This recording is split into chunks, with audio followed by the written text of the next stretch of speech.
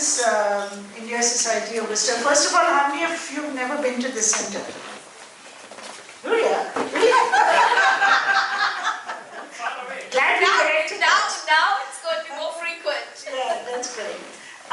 So India Society, we have Ashish come and give a little history, but I just wanted to say this is a partnership between IIT Agni and ISW University. So I'd like the ISW University team to stand up. So this is Usha. She's a professor at Birmingham State University and she's our advisor for the program. And that's Athar. He's our registrar and he takes care of paperwork and things. He's a 9th grade? 10th grade at Shrewsbury High School. So thank you for your volunteer work. So ISW University is part of 5 initiatives that were started by India Society. So jumpstart different kinds of programs over here, being like ISW Sports, ISW Pen, ISW Symphony. So we do a lot of different programming. And ISW Hamrahi, which wasn't started, they've been part of India Center for a long time, but Sharath over there is a big proponent of having the ISW Hamrahi people who are supporters of the center or supporters of the society, but now have come back and are very active with bridge and karaoke, and they meet once a month. So if you have parents over or anybody over 55, you're welcome to come and join our programs. So I'll just have Ashish come and talk a little bit about India Center and just give a brief history, because I know Professor has a 3rd event in Brooklyn, so we're on a little time crunch. So Ashish. Awesome. Can you guys hear me without the mic? Yeah. All right, whatever. So hi, for those that don't know me, I'm Ashish Kaulagi, and I was the past president of ISW. And there are some people that believe that I live in a shack, like right in a corner over there. So I've been, and our family has been part of ISW for the last 25 years. And so I met some folks who've come here after 10 years and they hadn't seen all of the new things that are happening at India Society. So I thought it might be helpful to just give you a sense of what the new India Society is all about. Many of our friends from IIT Agni are here, and we hope, so this, by the way, we have a partnership with IIT Agni that goes back a few years now. We've been doing 3D printing, now doing laser cutting and CNC routing with them. But this is part of a journey that we've been on for the last 15 or so years, right? Where in 2013, the India Society of Worcester turned 50 years old. Now that by itself is a remarkable achievement, right? Because if you think about it, India hasn't been an independent republic for that much longer, right? So we had some students who came all the way from India on a ship, and they founded the society, and it had lived and thrived till, I'm talking about 2013, right, for 50 years. And what we've done since then, what we realized was that the community was growing and our needs were changing, right? So originally, we would be happy if we found another Indian-looking face and we found some Indian food and we went to an event and they had samosas in the back. But our needs are changing. We have our 2nd generation and 3rd generation of our community members coming up here. And what we realized was that as a society, we needed to grow with the community. So, we've done sort of a sequence of these strategic planning events where we said, what does the community really need? Where are the gaps? And how can we help fill those gaps, right? So part of that was events like this, right? Where we have the opportunity to bring together distinguished speakers and talk about topics which are important to our community. We also have a very thriving sports group, where they play table tennis and pickleball once the weather warms up, and bridge and all sorts of board games. We have a group called ISW Symphony, which brings together all of the different art forms which were underrepresented. So in a couple of weeks, we will have an arts festival where a few thousand people will walk through this building in a day, right? Exhibiting different art forms which we think are important to protect. And then, of course, since Sharad Ji is sitting in the back, I cannot mention Hamrahi, which is our senior citizens group. You know, we say seniors, but really they have more fun than all of us combined. Right? So this is really, they're really our party group. So lots of different things happening. We have a professional networking group. We have a empowering women group, which also meets monthly. So if this is your first time coming to... Don't forget the health stop. Don't forget the health stop, absolutely. So every Wednesday, we actually run a free health clinic where anybody in the community can walk in. Anybody can walk in and get free health care, and it's staffed by volunteer doctors and volunteer students from the University of Massachusetts Medical School. Right?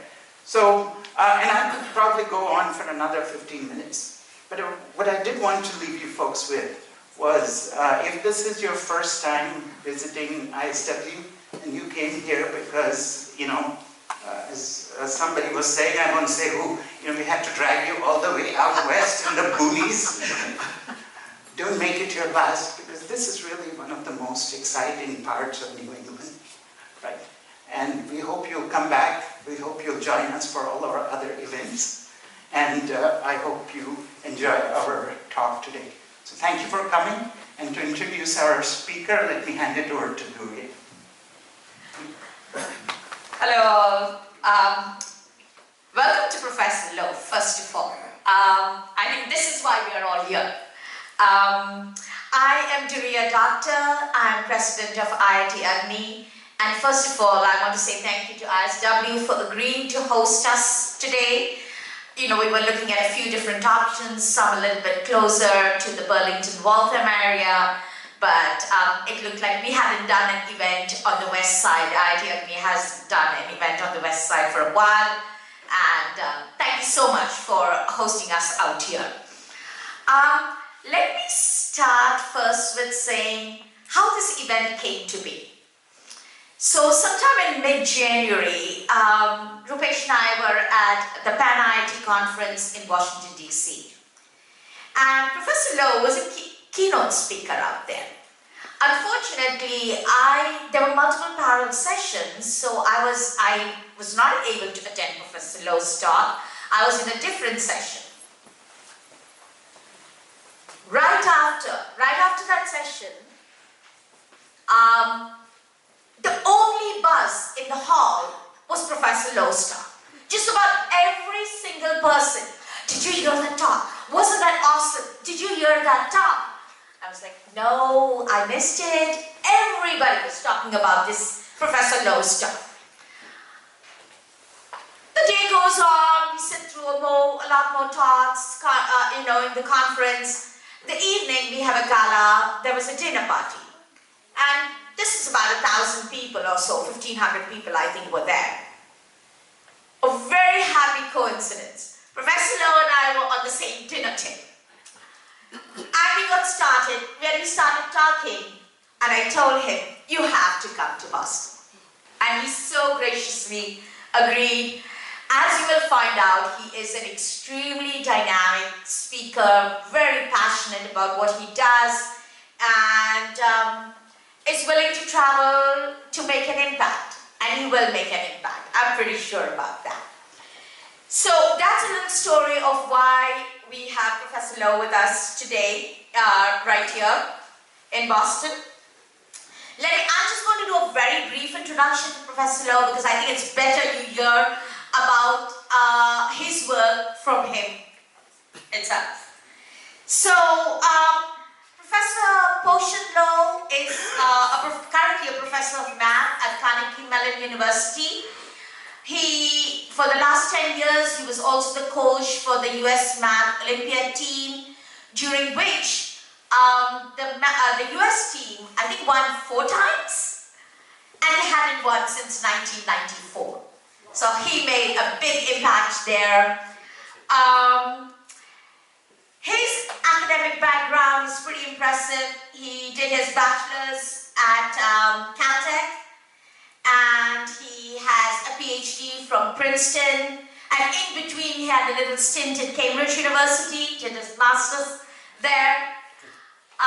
So he comes with very impressive credentials, but more than that, I think it's basically his passion, his work to go beyond his boundaries, beyond his silo, that really distinguishes him.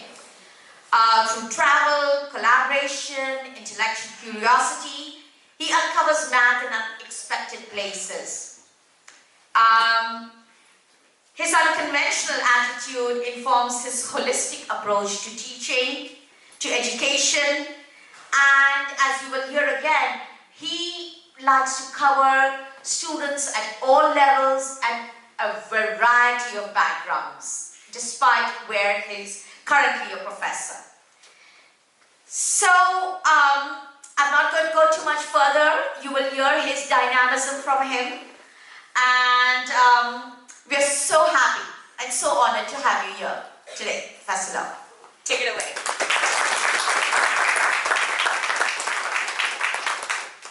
Well, thank you. You're too generous. Actually, I'm the one who's really happy to be here and have the chance to meet all of you. I love to meet new people, and so thank you very much for coming out today. One quick question: how's the sound quality? Is it okay? It's good. Okay. Yeah. Oh, you want it louder? No, it was louder. It was louder, but is this okay? Good. This is good. Okay. Yeah. Well, I have to say, I was very happy to have this chance to meet. But I'll also say, for me, my family has a little bit of connection to India, in the sense that, obviously, I myself am not from India. My parents are from Singapore, but my sister's husband was IIT Bombay. Yes, that's how you work. Yes, I forgot to mention that connection. So my sister's husband is from IIT Bombay, and well, actually, I should also say he was on the Indian National Math Olympiad team. Yes. So he was one of the 6 representatives of India some years ago. But so that's my bit of family connection towards India. But I'll also say, actually, when I think about the big countries that I went to, India was the first gigantic country I went to. China was the second. Actually, the reason is because when I was growing up at home, we spoke English. Yeah, my parents are from Singapore, and so if you've met Singaporeans, even the Singaporeans who look Chinese, if you ask them, would you rather speak Mandarin or speak English? A lot of them will say they'd rather speak English. So for me, actually, it was easier to go to India. I started going to China after the US math team won, and then China wanted to know what happened. Who took the championship away from them? That's what happened. So then I started going to China a lot because they were quite curious what happened. Actually, it's quite interesting, because I will say, when I think about in the grand scheme of things, I have to say the dynamism of America and American freedom to learn and explore, and the mysterious way American universities accept students, I think is the secret to why we have the success. Actually, I'm going to say a lot of different things today, so I'm going to jump between lots of topics, but I actually just spent last week in China. That was my spring break. I was running through all of China, giving all kinds of talks, and it was a one-week trip. But at the same time, I am also, of course, familiar with how exams work in India as well. And what I'll say is that the fact that in America, nobody knows how to get into college, that's why everyone builds such diverse portfolios. Because nobody knows how to get into college, not even the admission officers. They change their mind all the time. Do you agree? Like now they use SAT again. Yes. You saw all of this, right? And then the next thing you know, they will not use SAT. Who knows? They keep changing their mind. But that's actually very powerful, because that creates an entire population that starts to drive towards whatever each individual person says, I'm going to go this way. Okay? So we'll talk a lot about that as we go on, because my mind right now is entirely around education. Not just education of teaching math, but just what are we supposed to build for the next generation now that we have all this ChatGPT. The talk I gave at the IIT and IIT Alumni Conference, that was only half an hour, so I squeezed a lot of things into there. The talk today is actually an updated version. It's an updated version because I regularly travel all around to both give talks, but also to learn things. Just to give an idea, I told you I was in China for the last week, so I had to come back, of course, because I had to teach classes. I teach at Carnegie Mellon University. So I gave a talk last Sunday in Hong Kong. Actually, there were 2 talks. And then I had to come back, so I taught my class on Monday at Carnegie Mellon. Then on Tuesday, I was in Harlem. And then on Wednesday, I taught my class at Carnegie Mellon. On Thursday, I was in Orlando, because there was an annual conference of the Chief Human Resources Officers of American companies. So the CHROs, or the highest ranking human resources people, they somehow wanted me to talk because I've been talking about ChatGPT, what its impact is. Obviously, when you think about human resources, that's the place where it hits hardest. So originally, I was only planning to be there for about 2 hours. I was going to talk for about 2 or 3, it was about 3 hours. I was going to give 3 hours of something, panels. But when I found out who else was there, I changed my ticket and spent the whole day. Because I found out that I was sitting next to the person in charge of human resources at Toyota, and at IBM, and Accenture, Yes. and UPS, and United Airlines, and Marriott, and Dow Corning. The list went on and on. It was basically probably like a quarter of American jobs. So I said, I think I need to see what's going on here, right? And I have these conversations. Because actually, that's why my mind right now is all around what is employable. You know, that entire meeting, one of the themes was there's AI. What is going to happen to all of the jobs when everything is changing, right? And if you think about it, which part of the corporation, which part of the company is in charge of this? It's actually human resources department. So that's actually why I was there. Anyway, Friday I had to teach my class, so I went back to Carnegie Mellon. Hi, I'm here on Saturday. I took the flight in the morning, 6 a.m. Thank you. With Diane. With Diane, yes, with my 10-year-old, so that my 10-year-old can see what I do all day. But you can see, that's my attitude towards education. My hope is that my kids can see that there's more to what you could do in your life than some careers you've heard of. Because the most interesting careers, or not even the most interesting, the careers of the future are going to be things you've never heard of. The question is, what can you make, right? The question is not what hole can you fit in. The question is, what can you make, okay? Right, and then today, this is actually talk number 2. Talk number 1 was in Sharon, that was this morning. This is number 2. Number 3 is in Brookline. And then tonight we drive over to New Haven to stay the night because tomorrow is the National Museum of Mathematics in New York City. Then I teach on Monday at Carnegie Mellon, so I go back, right? And on Tuesday I fly out again. I'm going to San Francisco because I'm meeting with Sam Altman. That's the OpenAI founder and CEO. I'm actually curious, like what kind of person he is. I'm actually very curious what kind of person these very powerful people are. Of course, we're discussing potentially maybe work together on something else. But then Wednesday I come back to teach. So if you can get an idea, what I do is I'm always going in, out, in, out. I chose to make my teaching times at Carnegie Mellon Monday, Wednesday, Friday, 2 to 3 p.m. Perfect.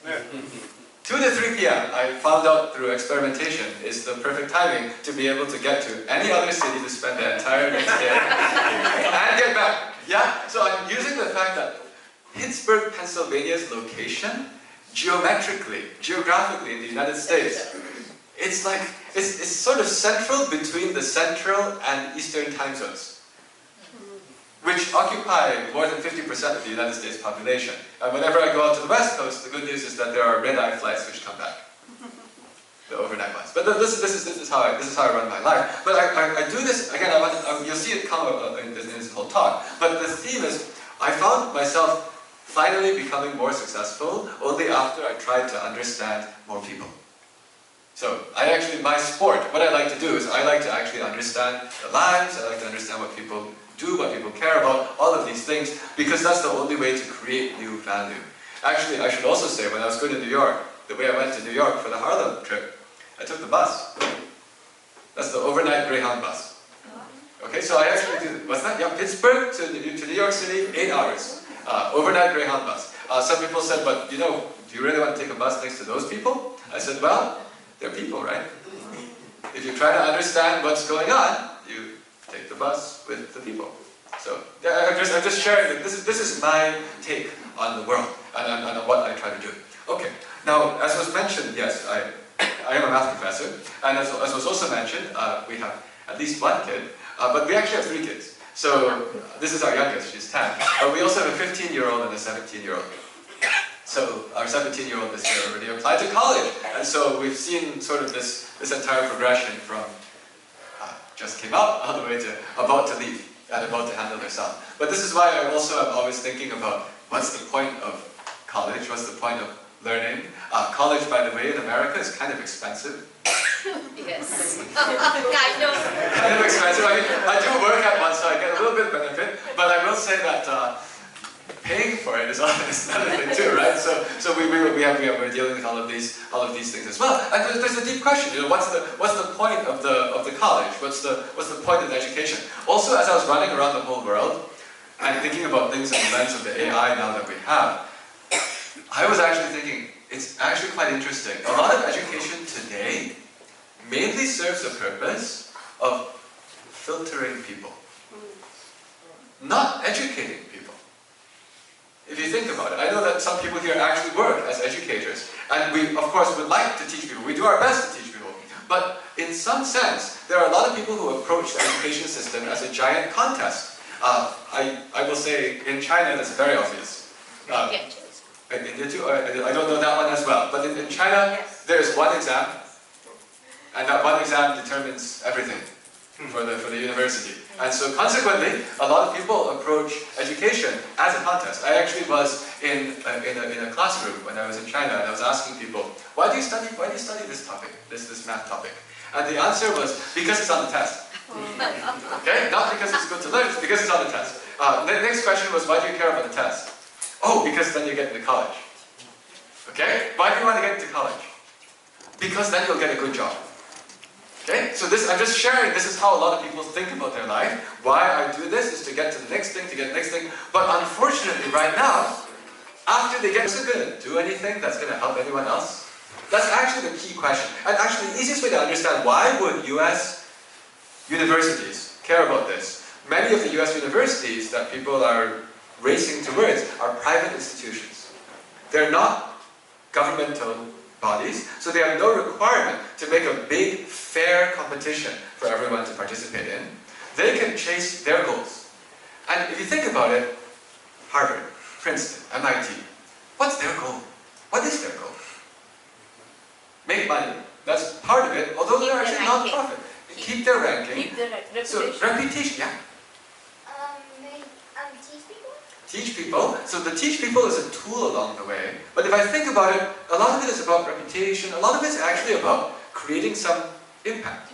The reputation, by the way, is usually based on the impact that's generated. So if you think about it, that's the difference between one of these universities and a corporation.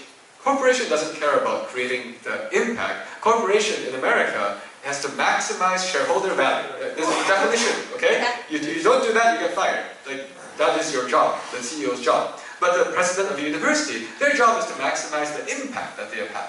Okay? So now if you think about it, what do the students have to do with that impact? How do the students help that mission? Undergraduates. Huh?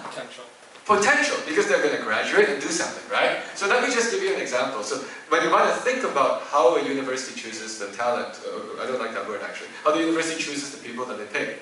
Imagine that you're choosing and you want to find a way to create the biggest impact. Imagine you've got 2 choices, and this person over here is the top student in their school, and they also have some awards in some debate or something, and they also play tennis, and they can also play piano. I'm making up something. So they're well-rounded, And they want to come to the university because their goal is to get there, get that diploma, and then earn as much money as they can in as short a time as possible. Okay, that's why the salary is important. Maximum for as short a time as possible so they can finally relax. I've actually described a lot of people, okay?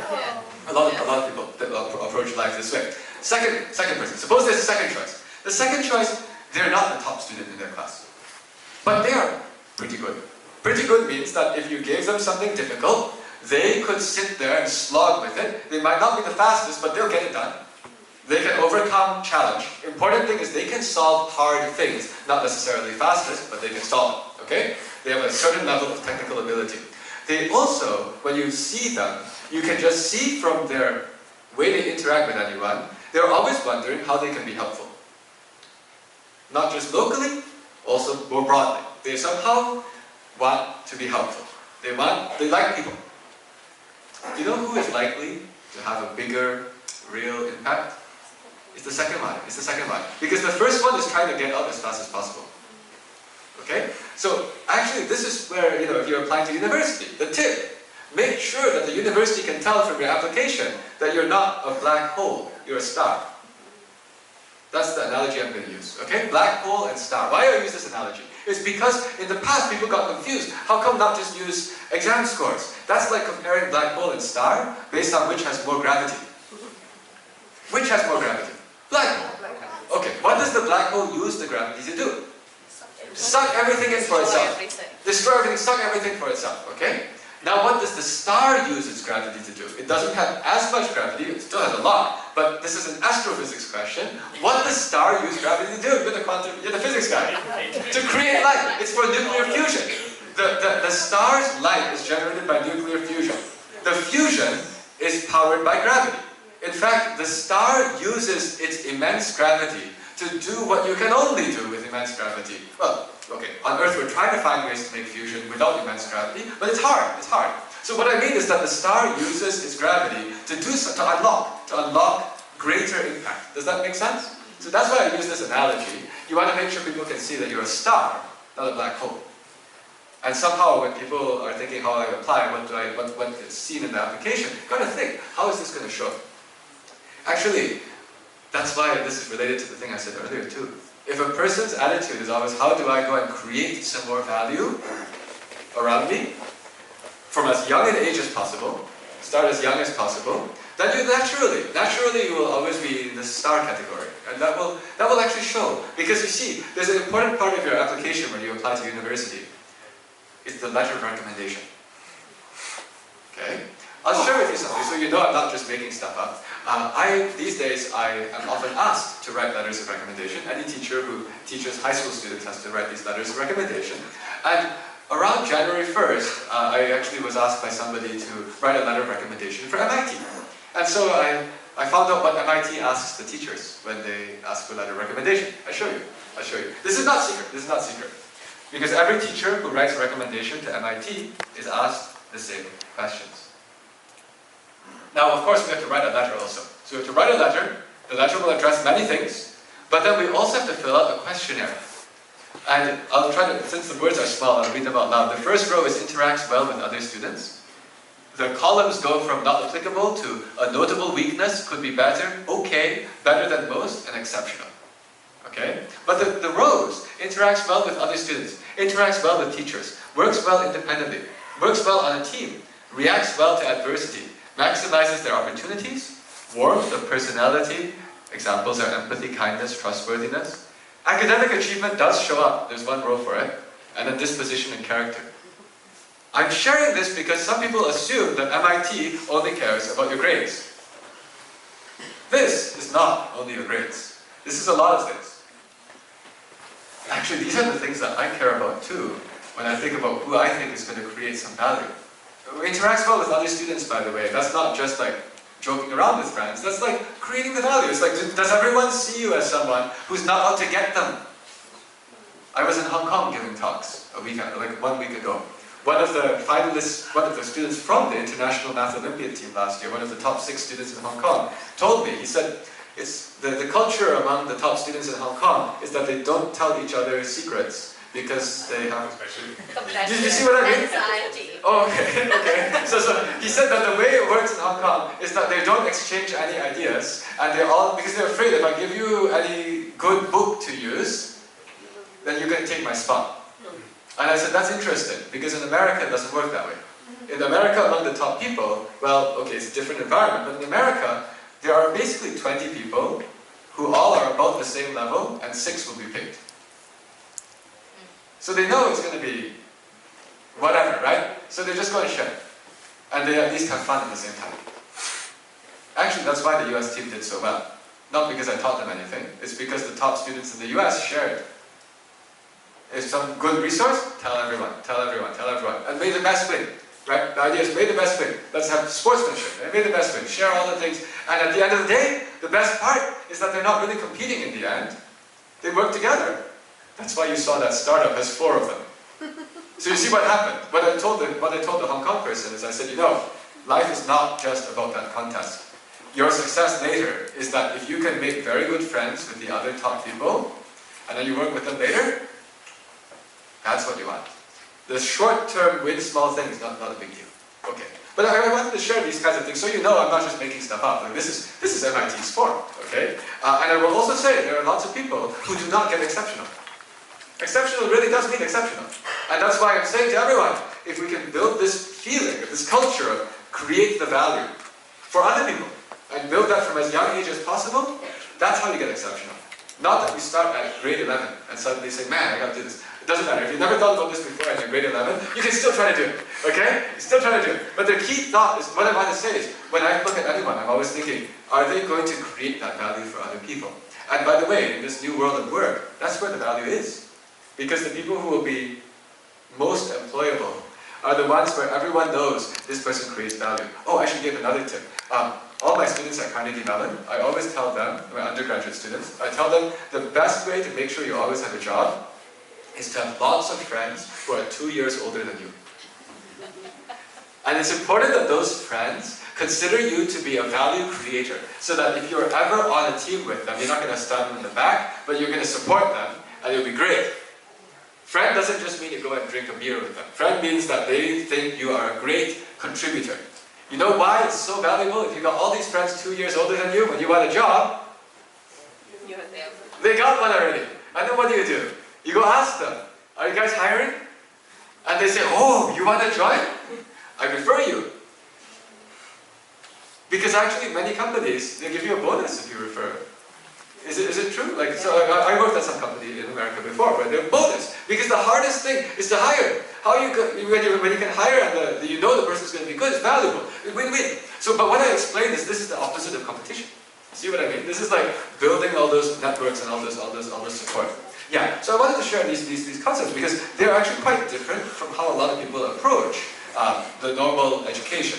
I should actually now also share a bit about what I work on, because then you can see, I want to talk about what I work on so you can see I use all of these thoughts deeply in what I do.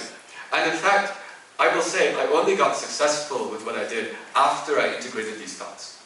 I've been working on education, technology-based education, for about 10 years. The first 8 years didn't really do much success because I was a math professor who thought I knew everything. We don't. Okay? It's important to understand other people. And at some point later in my life, I found out, oh yeah, this is useful to understand other people. I'll tell you 2 projects that I'm working on. One of them is in progress, the other one is already done. I'll start with the one in progress, because it's directly related to what I'm talking about here. Well, both are related. But the one that's in progress is, I'm trying to help create a culture among young people where they enjoy thinking about new things, coming up with new ideas, the right way to learn, and also where we're building these empathetic traits where people help each other. Okay? And these 2 currently are in conflict. What do I mean? Well, oftentimes the way people build better, deep thinking, problem-solving skills is through math competitions. Oh, I just said the word competition. Unfortunately, there are many math competition teams which are toxic. I'm not sure if you know what I mean, but whenever I go and I see a school, my judgment of how healthy the math competition team is actually sort of like, is it just all one kind of person and they're all like, it's like a locker room or something. And you know what I mean? It's like, I'm better than you, I'm better than you. What score did you get last time? And then, it makes the people leave. That's toxic. Okay. So unfortunately, the 2 are backwards. Because sometimes people think, if I am the top dog, I have the right to just be whatever I want. And other people are lesser beings. Okay. So here's what I'm doing. I'm making a free platform, free website, for all of these 10 to 13-year-old kids to play on, to do math. It's sort of like chess.com. Chess.com is a website you can go on, and you can play chess against random opponents. Okay? Alright, but I said kind of, because there's a very important twist. So first of all, our system is one where people can log on, it's free. And then they'll go to groups of about 5 kids. And the 5 kids, middle school kids, will all work on one problem at a time. It is a contest, just like how chess.com is a contest. Let's see who solves the problem quickly, correctly, and all of that. But then here's the twist. In all of the math contests at chess.com before, everyone's name is next to their score, their math score, how good you are at math. We have a twist. Next to everyone's name is not their math score, it's their reputation score, where the way to earn reputation points is you only get a reputation point if someone else says, you said something that helped me learn. We have actually 2 kinds of thumbs ups. One kind of thumbs up is I like your comment, it's funny. The other one is a brain emoji. It's like you helped me learn something. Okay? Your score is how many brain emojis you've gotten from other people. How do you get these? The way it happens is that these 5 people do a problem. After they do it, we give them 30 seconds to chat about anything they want. Anything they want. Hey, if there are 5 people and they all try to do a problem, if 2 of them solved and 3 did not solve, what might the people who didn't solve say in the chat? How did you do it? Okay, now, if your score is how many brain emojis you earned from other people from helping them learn something, the 2 kids who did solve it, what might they type in the chat? They might type how they solved it. And they won't say, it's just a Pythagorean theorem, you idiot. I invented a system where the genius jerk gets 0 points. Okay? But then that's like directly attacking the situation right now, which we see. I mean, if you teach middle schoolers don't always have the best behavior control. Some of them are jerks. And so our system teaches them that jerk gets 0 points. How do you get a point? Oh, you gotta help people. Oh, but then when you help people, it feels good. I'm trying to show people that when you help someone and you get a little boop, you're like, oh, that felt good. Because actually, I think everyone can feel that. It's just that some people haven't felt that before because they've never been in a situation where they had that context, okay? So what I just did here, this website is going to be live in approximately 1 month. It's actually, all the architecture has been built. We hired 3 designers from Carnegie Mellon's School of Design. I hire people from fine arts, okay? So the School of Design at Carnegie Mellon, by the way, is one of the top design schools in the entire country. So, and one of the people designing this thing, her previous job was Tinder. So we're serious, okay? We're not just making some math website. It's like, look, if it works for Tinder, it should work for ours. Well, yeah, we'll see. Okay, but you see what I mean? Like, we're going like high end on the real grabbing people's attention. But okay, so the idea is on this platform, right? So you're going to be incentivized to answer, and then if you think about it, that means that every time anyone's on this platform, they know that if they ask, how do you do it? Someone's going to answer. What does that mean? That every time when you don't know how to do it, what are you going to do? You're going to ask. Actually, this is a real-time Stack Overflow, mashed up with chess.com. Okay? That's why I knew this was going to work. And I know this is going to work. I'm not inventing something that new, because Stack Overflow is full of people who just have spent hours and hours helping other people to earn all those stars. Right? And not even that they wanted it, it's just it made them feel like it was worth something, okay? It's not like they were chasing ego either, it's just it felt like that was the thing to do. So I just said, what if you just take the whole math contest world and you switch the score? The score is not how many people did you beat, the score is how many people did you help. Oh, by the way, we can use big data to do some other stuff that's fun. We actually built into the system a way to automatically detect how difficult every problem is. Actually, the way the system works, we're just dumping problems into it. We have all these old math problems. They're all being dumped in. Through the statistics of who solves which problem, we can automatically calibrate the difficulty of every problem. That's not hard. That's a solved problem. People have done that before. So the way this website works is when you go and play, we know how good you are. Actually, if you play longer, you might be better. Then we give you harder questions. The longer you sit on this platform, the harder the questions you get. it tracks your ability. Does that make sense? And in order for you to keep earning those like brain emojis, you need to be able to help people on harder and harder questions. So actually, it's still a proxy for how much math you know. Does that make sense? The reputation, high reputation, still implies strong ability because you have the power to help other people. Actually, do you see this was my original value that I told you? I basically built a game where the score is my first principle. How many people did you help? That's your score. You want to help more people, you need more skills. But I'm trying to do this to go and influence all of the 10 to 13-year-olds who anyway are trying to learn math. I'm sure some of you who have kids or friends who have kids, they're all trying to do math. This is solving the problem that making your kids sit down and do a whole pile of math problems that are repetitive makes them say math is boring. Our system is give you random math problems about different areas of math, and that we are able to resolve the issue of, but what if you don't know how to do it? And someone else explain to you. Actually, this is the most fun way to learn, by the way. Seriously, the way I learn anything is from having a salad of different kinds of things, and then someone tell me, hey, that's how that works, oh cool. As opposed to, yes, we will now learn how to solve quadratic equations. Why? It's useful someday, it'll help you in calculus. You know, that's what they always say, right? Like, why do we learn how to solve systems of linear equations? It'll help you in calculus. Why do we learn how to do like this trigonometry thing? It'll help you in calculus. And then finally you take an AP calculus exam and you're like, what was that for? Oh, to get you into college.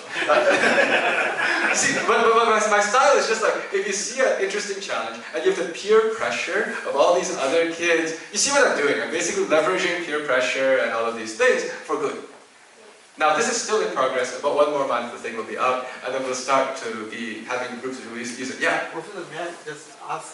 Of course you may ask. So you said that the other people they're providing answers to people who, but do you think that like when someone is learning math, if you give Let me give you the mic. No, it's okay. I mean, if someone is learning math, if you just give enough hint, not the answer, just that struggle is important, right? Because that's where the insight comes, right? So what do you think about that? Like if I give like a different answer as against, like I'm short-circuiting that struggle. So. Oh, I like this. Oh, I like this. This is a great question. Let me tell you what we're doing. I'll show you what this looks like. So I'll just pull up, thank you. I'll just pull up the actual thing.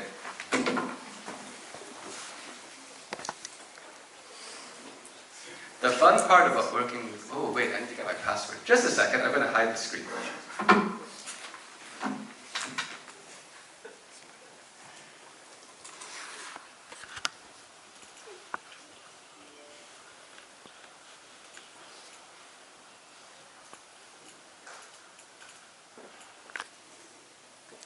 No, it's coming, it's coming. So I'm just going to go and pull up the actual design file, and you'll see what we're doing. So the fun part about working with professionals is that you can see the entire process. Oh, it's not here? No, it's coming. It's coming. It's here, okay.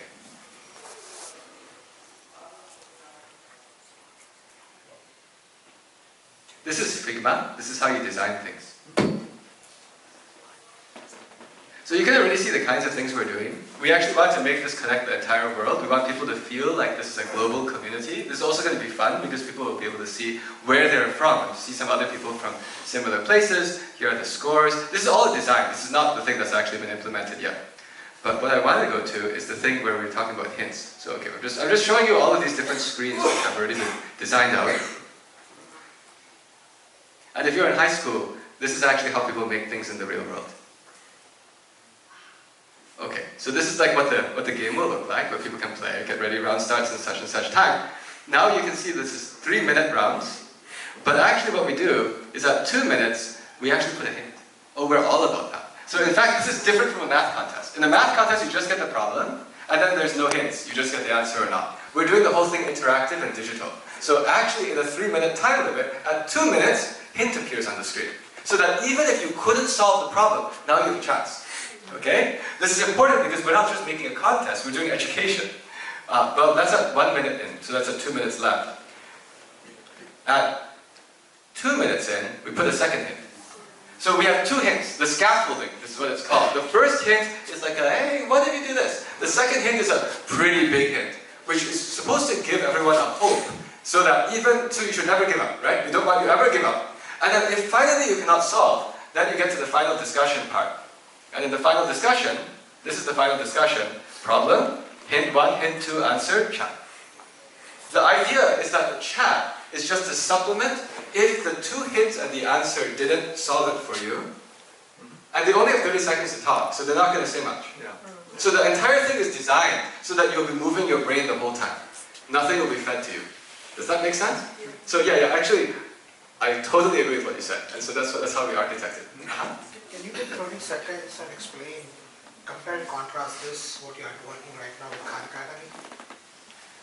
Yes. The difference between this and Khan Academy, the easiest way to describe is that Khan Academy was the biggest effort to make automated education. Automated, right? Because they are both using, there was videos before, there was also websites that you can go and do problems, and then there now is the Khanmigo, which is the GPT-4 powered education. I take the attitude that I like people. So everything I'm doing is not AI. I mean, yes, I was talking about AI, but when I see all of the AI, what I say is, we gotta build people skills. And so what this is about, the big contrast is, there's no AI here. It's just humans. But we connected the humans to each other based on which humans were at about the same skill level, and they all thought about the same thing for 3 minutes, and then they have a free time to chat. And my goal here is actually not just that you learn math. I want you to notice that there's somebody else from your part of the world who's in this, and you're seeing every night, and that's your new friend. You see, we don't know where your house is. We don't want that. You can describe your latitude and longitude up to the nearest degree. That's 100 miles. So this is not in the boonies. You guys are, you're in the exact same place as Boston as far as we're concerned, right? But our concept is, if you can see this, you make friends, and someday you go to some event, and you say, wait, you are Joe 27?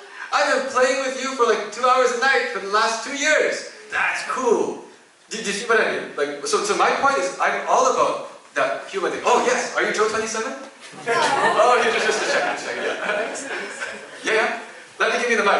Everyone wants to hear you. Everyone wants to hear you. Wait, what's stopping? So basically the whole goal of this is that if someone can't find a question, you need to, basically they can like tell you how they did it. But what about someone just putting the answer in? Oh, they can, but the answer's already there. See, the point is the answer. So thanks for asking your question. I appreciate it. It's always great. It's always great to have questions, okay? Always great to have questions. I'm glad you just asked. So the key is, you see, the answer is already there. So the person's basically asking, I don't get the 2 hints. Try adding the denominators, convert everything to fraction, and the answer, I still don't get it. So they want like another piece.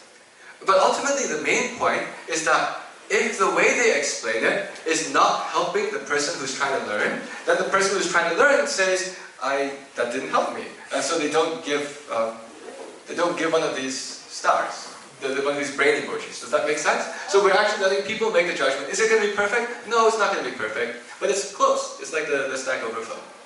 Right. So the concept was, this particular system actually just uses game theory to then build something which could be world scale. Khan's doing good stuff too. We need everything, right? Khan's doing the AI-powered stuff, and we're doing the human-connected stuff.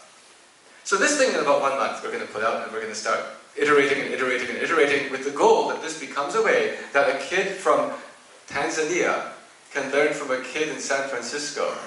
Do you see what I mean? And then at some point the kid from Tanzania teaches the kid from Chicago. And actually on our system we can track your progress. If you want to have a public profile, the kid from Tanzania can apply to Cambridge and show that for the last 6 years they've played this game for 3 hours a night. Every single match result. You know what I mean? Like, this is actually more useful than the SAT at that stage for somebody. And anyway, these are like what I work on. Let me tell you the other thing that I'm working on that actually already finished. Just so you can see, I'm not only about future hope. This is a future hope, but I'm very excited about this one because this could be large scale. The other thing that I was working on was that I actually was trying to figure out how to bring human-based teaching as well, but more skilled human-based teaching. This thing here is young people who have just learned explaining to each other. Well, there's also a use in having someone who has expertise. And so for this, in order to teach, I wanted to teach, again, middle school kids, or elementary school, late elementary to normal middle school. And so to teach them how to think about things, it was useful to find a way to get more people to coach them. But the problem is there aren't enough teachers, aren't enough coaches. And my solution there, this is already built. The solution there was by finding there's another pain point I can solve at the same time. That pain point was the middle school kids. This pain point was I found there are all these high school kids whose math is really good. But they're still worried about college. Because you know, when you apply to college, you need to have IQ and EQ. We've been talking about all of this stuff. Communication skills, by the way, are key, especially in the interview and so on. So I started a program for high schoolers, where we find high schoolers who are really good at math. And then I hire professional comedians and actors to teach them how to be really interesting. Okay? Professional comedians and actors. Now, how can I do that? That's because it turns out that the university I teach at, Carnegie Mellon, is world famous for drama, theater. Computer science, yes, but also the fine arts. As I told you, I like to spread. I just told you I work with these College of Fine Arts design folks. This is the art side. I also work with the performing arts side, actors. You see, because when I got this idea, I said, aha, I need to find some way to coach all of these high schoolers on performing arts, well, on communicating. So let me see if I can find some actors. So I walked over to the performing arts department, the drama department, and I asked them, I said, I got this crazy idea. I want to help math people like me learn how to be like you guys on stage. So, do you know any actors who are looking for part-time paid remote work jobs? So now, the thing is, I was naive. So I was naive and stupid. I thought this would be hard to find. And they told me, actually, that they know lots of actors who are looking for part-time paid remote work jobs, because the situation is that the economics of what you do, you move to New York, you audition, and you need to pay rent, right? And then at some point you get your dream, and you don't have to worry about the other things, but there's a certain stage where people need to do things. Okay, so actually, this is a bunch of pain points that solve each other. But I didn't know before, because this is why I'm saying, by talking to people, by trying to figure out what is your problem that I can solve, that's the only way this got unlocked. I should say, when I went to talk to the Performing Arts Department, the lady said, it's kind of strange. Our university is really famous for technology, really famous for performing arts, but you're the first person I've ever seen come over to talk to us, to collaborate. And then she said, I think it's because you guys are intimidated of us. That's what she thought, okay? So I'll tell you, I was not intimidated because I've also taken acting classes before. I took improvisational comedy classes, okay? Let me tell you that story. The reason is because about 6 years ago, 6 to 7 years ago, I was trying to get more people interested in math. I was the national coach of the Math Olympiad team. I wanted more people interested in math. So I got this crazy idea. Let's work with a professional public relations firm.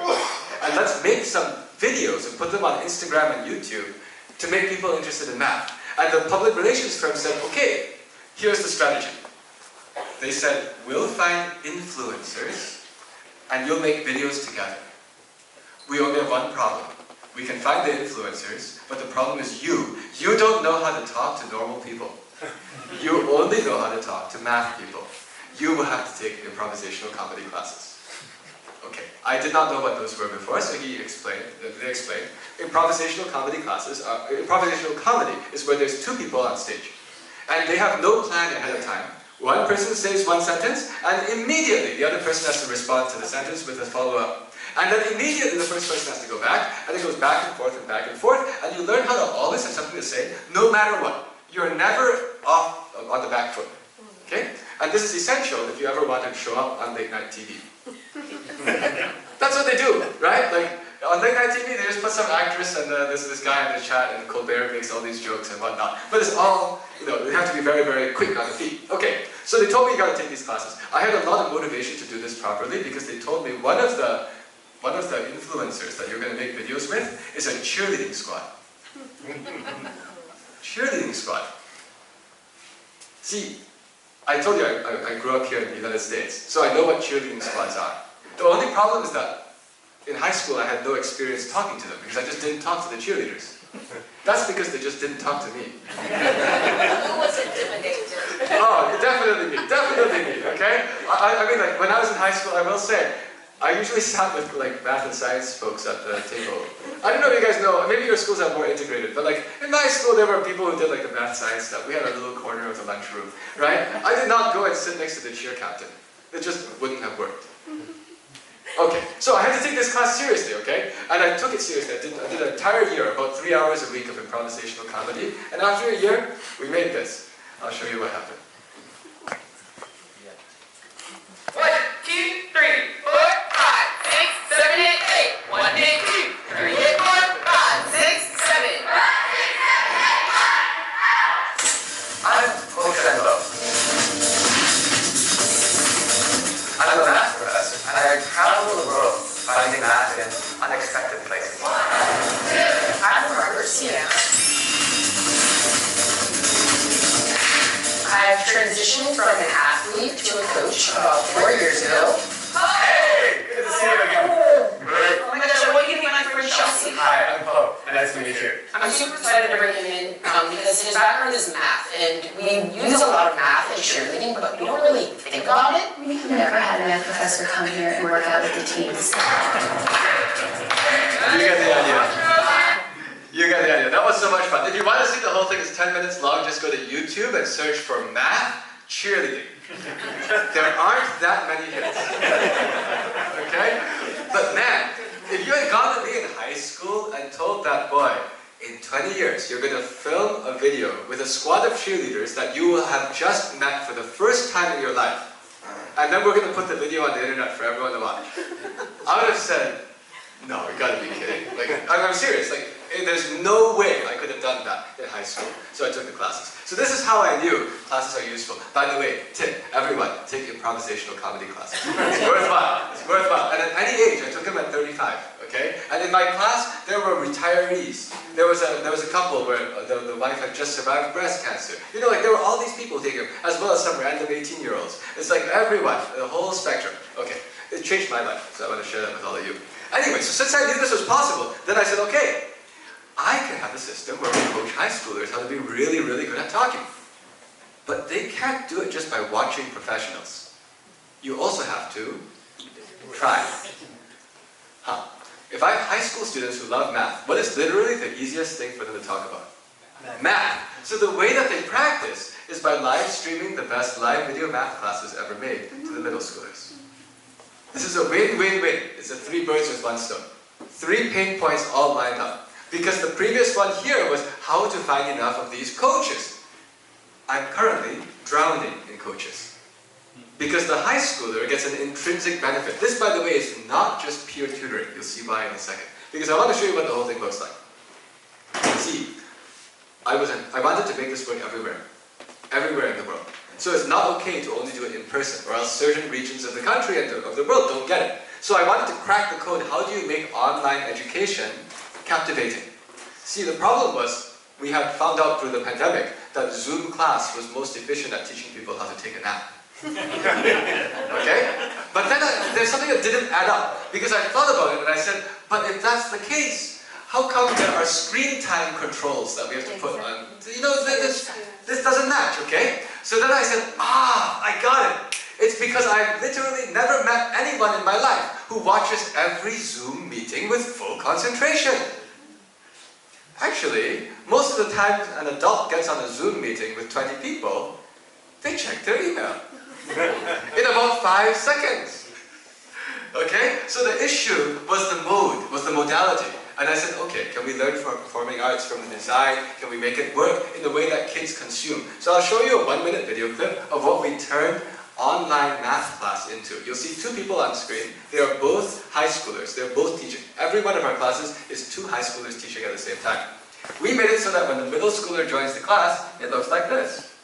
Alright, so we have our first daily challenge question here. Now before we jump into it, I'd like to establish one small class norm, which is when you have a question, first of all, if you have a question, put it in chat. We would like to hear all of your questions, and we will definitely address any questions you have. But also, if someone sends in a question that you had, you can put a QQ in chat to indicate that you had the same question, a common question. That way we know that you had the same question, and you can support your classmates in having questions about the problem. I saw a lot of people have great responses and great answers. However, we really want to see your solutions so that we can start building upon your ideas. And two solutions that I already see are from Grace and Isha, so thank you guys really much for putting this in. We turned online math class into a Twitch gaming stream. If that didn't make sense, I'll say we turned it into a TikTok. We went exactly where the middle schoolers are looking for entertainment, and we said we're going to match everything. Okay? From the live streaming chat, the chat flying up the screen, I stole that idea from Instagram Live. Because what I found out is when everyone can see it at the same time and the streamer can point at it and say, that is so much more validating than some random chat off in the side on the Zoom. Actually, the other reason why Zoom chat usually didn't work is that most teachers had to turn off the Zoom chat because the problem is that Zoom chat doesn't let you delete bad messages, and it only took 1 week for the kids to realize you can change your name to the teacher's name and then spam the poop emoji, which is what happens if you teach middle school kids, right? Is that roughly accurate? Like they also found you can put lots of space bars and wipe out the entire chat with a whole. They had so much fun. So the point is that didn't work. I'm just showing you how I try to find pain points, right? My pain point I found was, hey, everyone wants to be heard. So if you don't let them be heard, they leave. So what if you let them be heard in a controlled environment? Actually, the chat we have is moderated. If you say something bad, it doesn't even appear on the screen. There's a 10-second delay. We use peer pressure. We show all the kids that all these other kids are excited. You know what it does? It makes them excited too. I'm just using all of the psychological and whatevers are being used to do bad things to hopefully do something that's good, okay? Right? More stuff. You might notice that there were 2 people talking. That's because I looked at entertainment. In entertainment, you have multiple people in every movie, not just one. Okay, when I got this idea, I told the other people, and they said, you're crazy, it'll never work. Actually, if people say that, then I say, no, I'm on the right track, okay? But they said, you're crazy, it'll never work. Because how are you going to find enough people who are really good at math and can also talk like they're on the Late Show? I said, that's okay. Improvisational comedy classes. Oh, let me tell you, we got improv comedy teachers, and at first they asked me, what acting background should I assume for your math people? I said, start with 0, please. Okay? 3 weeks later, they told me, your math people are the fastest learning people we have ever met. Okay, that was very interesting. Then they said more. They said, we figured out why they didn't talk. They talk now. It's because at the beginning, they were used to first thinking very carefully about what they would say, making sure it was right, and then they said it. But what we taught them is that you're clever enough to start talking and make sure it's right by the time you finish your sentence. It's not that you're lying. You know, you have enough time to dynamically solve it. If you can solve those math problems so fast, you can figure out how to make your sentence true by the time it stops. And then suddenly, they can all go like that. So I'm just explaining, like these are things that we discovered as we went. Right, but there's another thing that's exciting here. We're the first people in the history of education to put a professional actor in every classroom. You cannot see this in here because that's hiding. So this is a very important detail because that's what clinches all to make them interesting. Solving the problem of how to captivate attention. And this, by the way, is something that most of us, when we teach, nobody ever gave me that before. The way I was taught to teach was go teach this class, okay? We never got a professional actor before. Now you see, the reason we can do this is because we're doing it online. We use very special characteristic of online. Because if you try to do this in person, if I was teaching you math and there's a Broadway quality actress giving me feedback while I teach you math, you're not going to watch me. You're going to watch her. I know because I interviewed the Broadway quality actresses. They're interesting. Okay? Right. Our system is online. The actor's camera is off. Their microphone is off. If you're taking the class, you have no idea they're there. It's just like this. It just seems like those 2 people are interesting. But that's because the actor is watching, and there's a simultaneous second video call happening on a second display. We give every high schooler 2 monitors. The second display, the high schooler can see and see the face of the actor and their expression, and hear them, and see everything the actor is typing of all these notes. Aha. Now while the high school student is talking, they're getting all this real-time feedback, and they're even seeing the emotional expressions that a professional would want. Do you know what a human being does when we see an emotional expression? We imitate it. So I've invented a way to reflect a Broadway quality actor's expressions off of a math person into the class. That's why it looks interesting. But that also aligns the incentives like crazy. Because you see, when our high schoolers are teaching, they're not doing community service. they're getting something. 1 hour of coaching equals 1 hour of access to a professional who will make you really interesting. You will pass every interview of your life. You will get into the colleges. You will get jobs. If you want to start a company, you'll be able to sell anyone.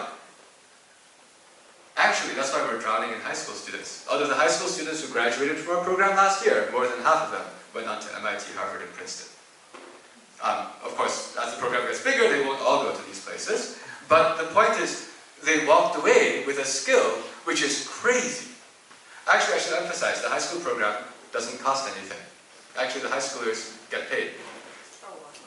Not much, but the point is what they get paid is the other stuff, the service. But they actually do get paid a bit so that they didn't have to pay. That's an important detail. Because usually a program which has that kind of high school outcome, like result, usually you have to pay a lot for it. Yes. Ours is a negative cost. That's how we make sure that we have the best people. Does that make sense? How do I run the whole thing? Actually, the middle school classes, the thing I showed you, that's not free. But there are no free after-school, large-scale math coachings anyway. So what I said is, what if we just use a different model where that money pays for the development of high schoolers and the development of the support of the actors? Does that make sense? It's a totally different model. The consequence is that we are now drowning in these high schoolers. So the reason I know it works is because we can see what kind of high schoolers are in it. This is a list of all of the high schoolers who are in the program, all of them, not just the most impressive. To get an idea of what this means, Srinivas, the Math Counts National Qualifier, means he was one of the top 4 math students in Colorado. Armin is from Romania, so he, National Romanian Informatics Olympiad, that's the programming contest. Elena, oh, she was the girl who was in the video just now. So MOP attendee means that she was one of the top 60 math students in the entire US. And MIT Primes means that she did research in math with MIT as a high school student. So she's not only good at talking, she's a genius. And everyone is like this. Jesse, that's the national president of the Math Honor Society, perfect score in AP Computer Science. Michael is national math, he's one of the top 4 math students in Illinois. And he's also the president of his high school student government. That happened after he joined our program. We figured out a way to get math people elected. That's going to be relevant soon, okay? So we found a way to get math people elected. Remember I said, if you learn how to be able to talk to anyone and you have ideas, this is pretty good. Actually, it just keeps going on and on. There's 100+ people in here already. They're spanning all over the United States and different countries as well. And this is the largest scale, super high density of people who are really, really good at this math contest stuff, and they're all engaged in helping to coach middle school students. This is large scale. This is highly scalable. This is going to grow to about 100,000 high schoolers at this rate. You have a question?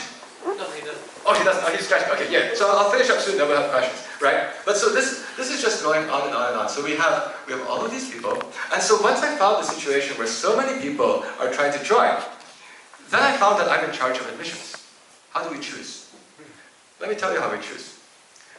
We look for people who are not only good at math, not only have the potential to communicate, but there's one non-negotiable part. We have interviews. We want to know who actually wants to help other people. Oh, why? That's because that's my original thing. You can see there's a tie in all of this stuff. So I only want to give these skills to people who are going to use them to do something good.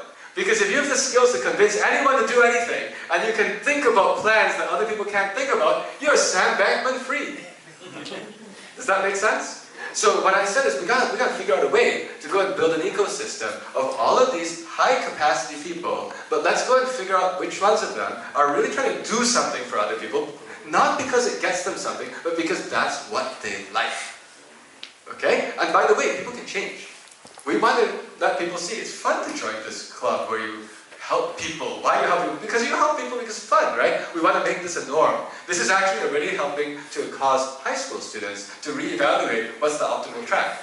Because by the way, the other one doesn't get you into MIT automatically. This one's pretty good. Okay? So what we're doing is we're affecting that. There's more. This also affects all the middle schoolers that they're teaching. It's back to peer pressure. If you show role models who are like really bright, happy, communicative, brilliant, and kind, you know what that does to the middle schoolers who are taking the class? They say, I want to be like you when I grow up. Yeah. that looks good. I want to join this community. Does that make sense? There's more. The community, we have people teaching in pairs. That's because I'm a network theorist. That was my area of math research. A pair makes a connection.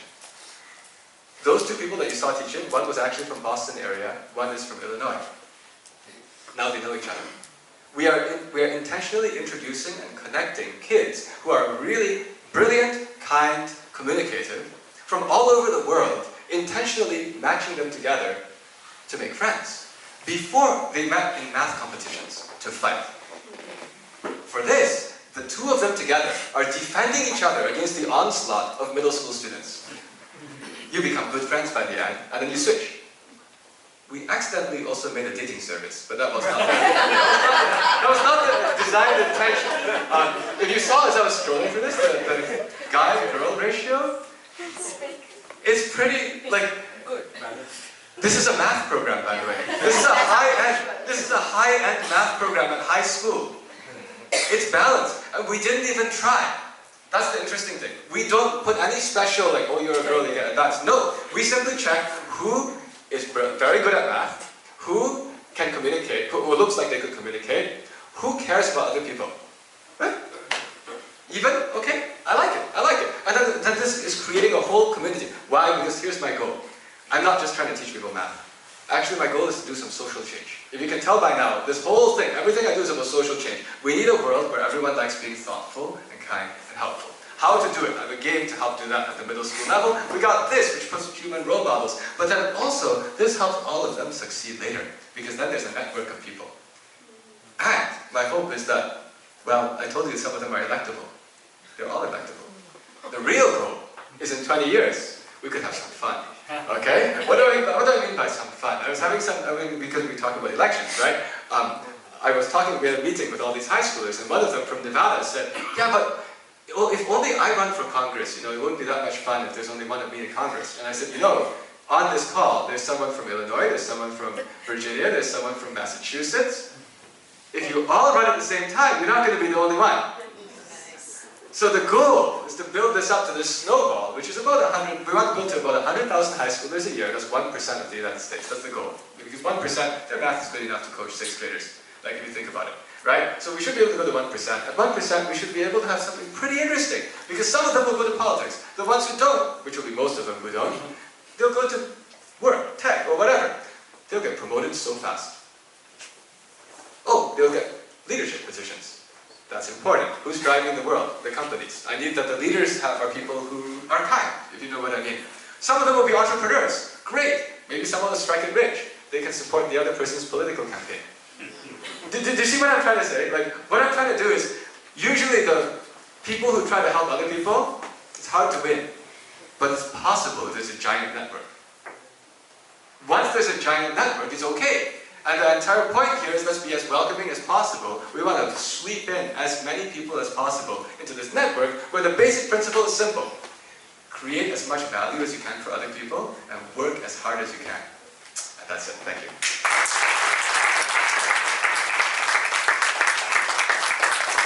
I have to take all kinds of questions until we have to go. So, yeah. Everybody will get a chance. I hear it. Hi. That was an excellent presentation. Okay? I have a couple of questions and 2 comments.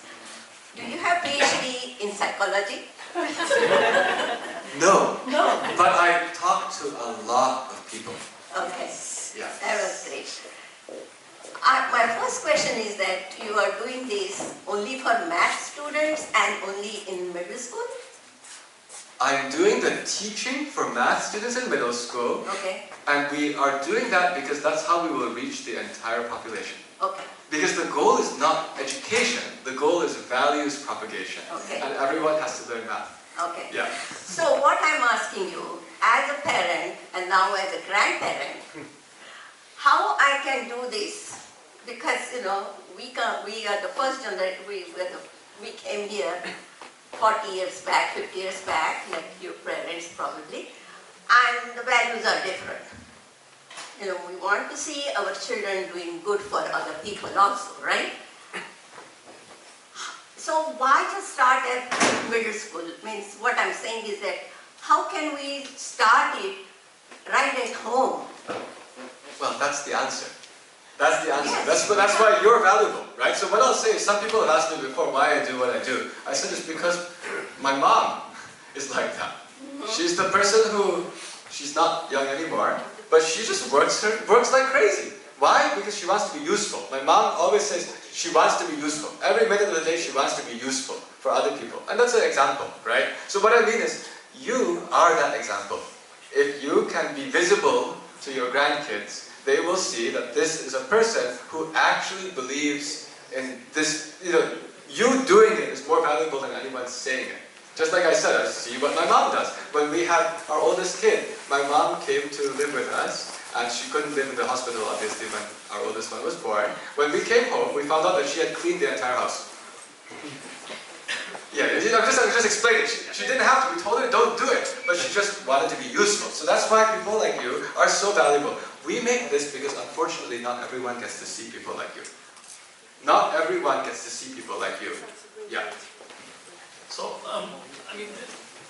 I think what you're doing is touching on the most fundamental parts of our society and in the world.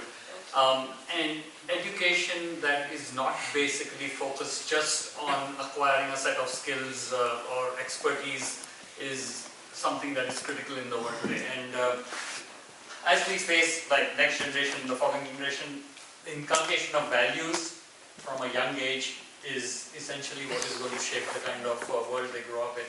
Have you thought of like propagating this downwards? Say middle school will teach, the fourth graders will teach, second graders and so on. And I know you're using basically reward system to motivate, altruism, but part of this is also what kind of a human being am I? And that is something that needs to be in our education system from the beginning. Thank you. So we already are seeing some of this happen, because we know that some of the middle schoolers who are taught by this think it looks so cool to be the high schoolers that they try to do it. Now we don't, I want to emphasize, we are not trying to take over the world. Even when I told you all these things about the politics, nobody signs any allegiance to me whatsoever. All we do is systematically give skills to people who we think are kind. Does that make sense? And then whatever they do, they do. Also, we have no political affiliation of right, left, whatever. That's not part of it. That's not part of it. The only question is, do you want to help other people in whatever way you think it is? Oh, but by the way, you should also be open-minded. You need to find out what people actually need. Don't just say, I think people need this. No, it's just as long as you're open-minded, always trying to discover what people need and want to do something about it, that's enough. So the teaching the younger, I anticipate that will happen from there, as well as from the examples from home. Yeah. So, thank you. Hi, first of all, thank you for coming here, and I've learned a lot from you, and I'm going to use it in my Hamrai crew. It's going through my, and secondly, what I have never seen a stand-up comedy like you, and which and it's the first time it's free for me to come here and, how you communicate with your comedy, your acting, so that also has gone into my brain, and I thank you very much. Thank you. So I have a question. Okay, so I have a question on how are you going to judge the authenticity of answers? Because as with the introduction of ChatGPT and other AI technologies, middle schoolers are pretty tech savvy. They can just input the questions and get the answers, and they can just pretty much get a lot of brain points. Ah, you mean like they could just be using ChatGPT to earn the brain points? Yes. My feeling there is if they earned a brain point from someone else, they generated good. See, my point is they have already served my system because they helped the kid in Ethiopia learn something. Okay. You see what I'm trying to say? It's like if the kid in Iran gave a brain point, it's because the kid in Iran got some value. If the kid in Boston used ChatGPT to do it, okay, they still gave value, but by the way, they'll get bored after a while. It's actually fairly boring to farm brain points by typing everything into ChatGPT every time. You see what I mean? I'm just like, I expect that some people will try to farm the points, and I expect that they will just get bored after a while and leave the system. Meanwhile, there will be other people who will just do it the normal way, and then they will learn. Because you could do the same thing for Stack Overflow, by the way. Stack Overflow, there could be someone who just decides they want to ask everything and just dump the question. But that's not a problem, because they helped somebody. Yeah, thank you. More questions. There's lots of them. I'm happy to take all of them. Yeah. I'm coming. Just oh, yeah. Don't worry. Hi, thanks for this talk. I had a question about kind of one of your messages you talked about, like how students can learn to solve problems for other people. And I noticed in kind of the things you've done, they're kind of like a structured way to help people and a structured way to kind of give this effect. But once they maybe graduate high school or they're in college, there are not that many structured ways to see, oh, this is a problem I'm solving. So how are you, or how are people right now training kids to learn how to find these problems that can have a greater effect? That's a great question, because actually the people who, once you figure out how to find out what problem to solve, that's the key.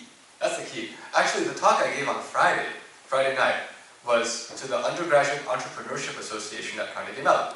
That's the key question that they wanted to learn, because they're trying to make startup companies. A startup company must find a new problem to solve, right? And so what I shared with them is, it's about understanding people. So you see, I'm living in a vertical. I'm living in a particular industry space. It's education. It took me 8 years to notice all of these things. By talking and talking and talking. And actually, in the world of entrepreneurship, they always call this customer interviews, which is called, if you're going to serve a certain kind of person, you gotta understand what their life is like. This, by the way, is why I take the Greyhound bus. You don't know unless you go. Right? And when I told you I go to all of these different schools, I will sometimes, often, actually I'll tell you what I do. I go to the schools, I go to these, they are actually Title I schools. That means that a significant fraction, of, like more than half of the students, families are close to poverty line. Then I go in, when I go in, I'm usually not giving a talk. Usually I tell them, I want to be the substitute teacher for 6th grade. That's how I do it. I don't want to give a talk, or else people will treat me in a different way. I want them to just say, Mr. Lowe is here. Don't say he's known for anything. Mr. Lowe is going to teach you, because that's how I can understand what's the difficulty. And then, the principal organizing this often also asks me, hey, what can we order you for lunch? And what I always tell them is, the school cafeteria. Because I want to know what these kids are eating. Does that make sense? Like, this is, again, I'm just showing you, this is how you find the problem. You live it. And then you got to decide, like, where do you want to work in? And then go and dive in and really understand how that works. And if you really understand how that works, oh boy, you'll find out there's all these things that can be done. More questions? Fantastic talk. Very different than what we expected from you, but it was really good. One question is, you are a professor at CMU. Are you doing, like this? Your efforts, are you sharing it with other universities? Because for the undergrad, I think, as he's a junior right now. So as a mom, I'm like, when they are undergrads, they're still young, right? I mean, even if they're in the university. But are you sharing this with other universities? I mean, are they receptive to maybe changing the way things happen while the students are in undergrad? Oh wow, that's an interesting question. So first of all, I should say, everything I just told you about is happening outside of the university. So I run all of it separately, because if I ran it in the university, every crazy idea I have to ask CMU legal. I have to go higher up. I'm actually very bad at that, because I come up with crazy ideas. It's not only legal. If there are people above me, they're like, this won't work. I need to have the freedom to just go do crazy things. So this is all outside. Therefore, I actually share these ideas widely. For example, I'll be speaking at Duke in another 3 weeks or so. Their Duke University Math is taking me over to there. Yale actually asked me to do something. The Yale math students asked me to do something last year. But I say this because if people say, would you like to come over and give a talk? The answer is, let me just see how I can put it in my schedule. Does this make sense? So that's actually why this exists. Because we met, we had dinner, and you said, hey, and I said, oh, an audience that I don't know. Now I'm curious. Like that's exactly what this was. It's an audience I don't know, so I'm curious. The answer is yes. Let's just figure out when. Right? So my style is just, if there is a sufficiently large audience, I'm in. I say this also because if you want me to go to your school district, and I do this where I go and give talks to student bodies. That's what I did at Sharon High School. I did their entire high school about 1 month ago, something like this, right? And if people ask about the fee, there's no fee for public schools. I always just work this in somehow. That's because some of the private schools have been giving honorarium. And so the way it works is that that honorarium covers the, it's just like, that's Robin Hood, if that makes sense. That's why I go to Harlem, it's like, they don't even pay anything, right? You know what I mean?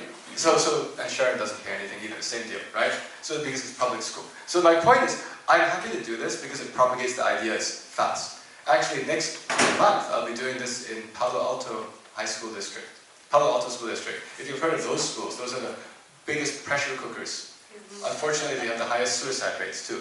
But so they want me to go there to go and address all the parents about these kinds of concepts, because otherwise the mental health of their high school students is terrible.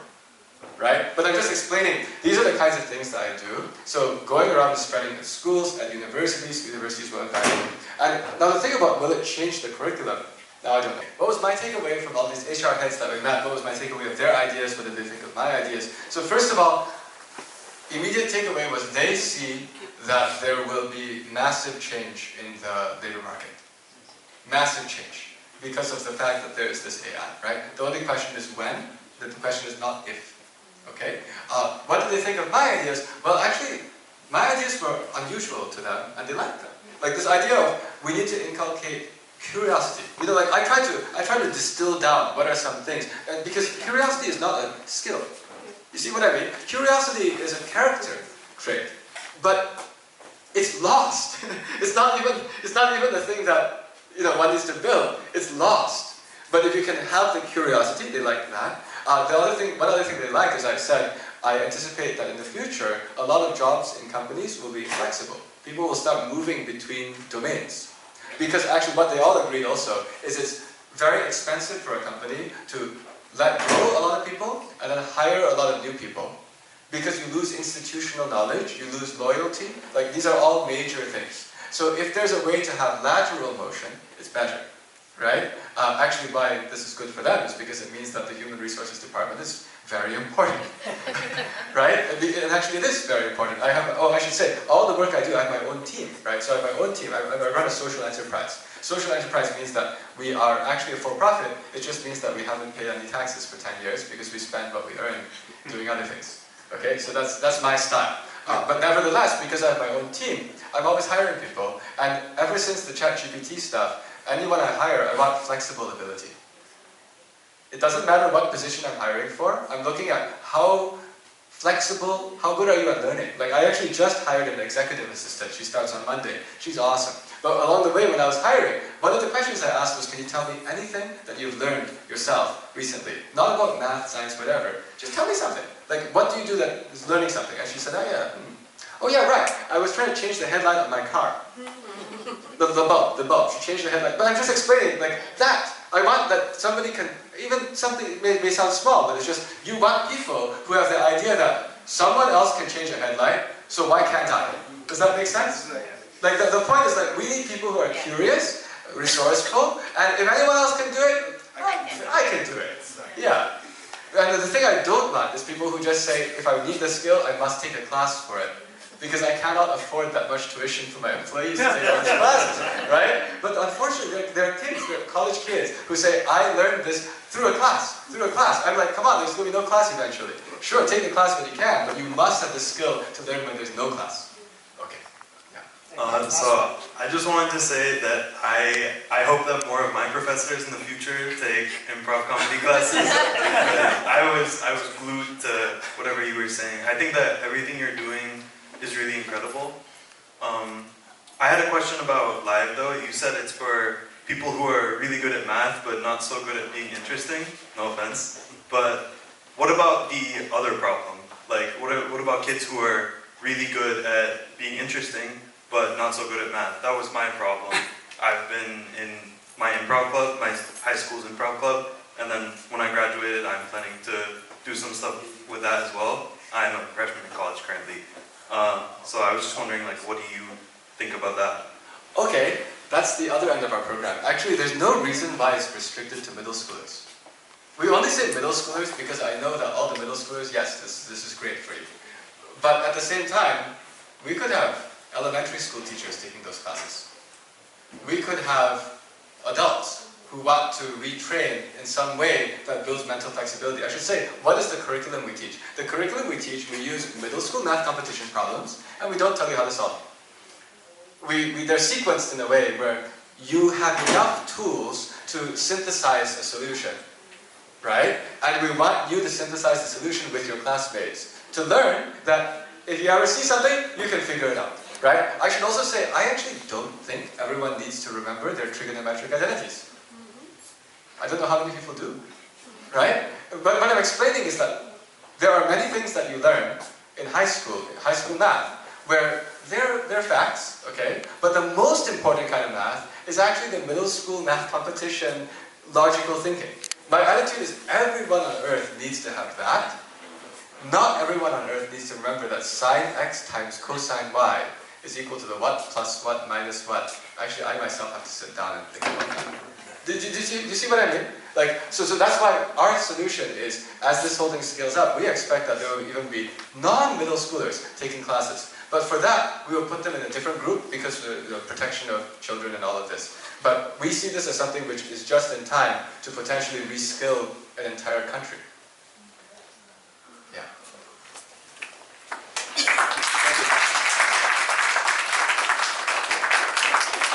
Thank you so very much, Professor Lowe. I mean, I definitely now understand why everybody in the hallways was talking about your class. This is more than just ChatGPT, it's more than just math, it's an approach to life. It's what makes us so human, and the curiosity you talk about. So I think I'm pretty confident in saying pretty much everybody today walks away after your talk with something to think about for themselves. I know I did, I know a lot of people did. What a joy to have you.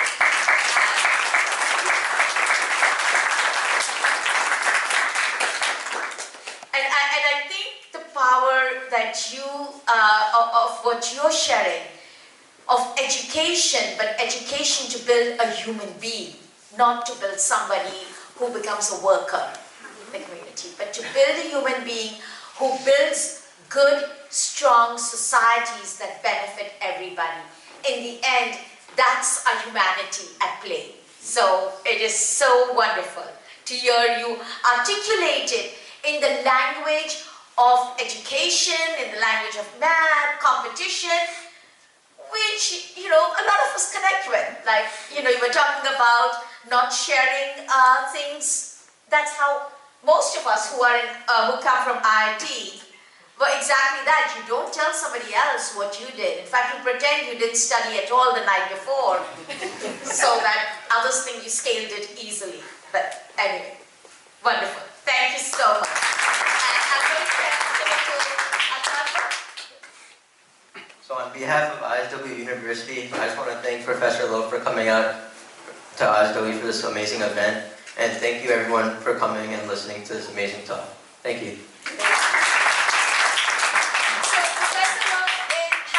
For another talk, as he said, At 3:30. At 3:30. 3:30. So he's around for a little bit. Hi.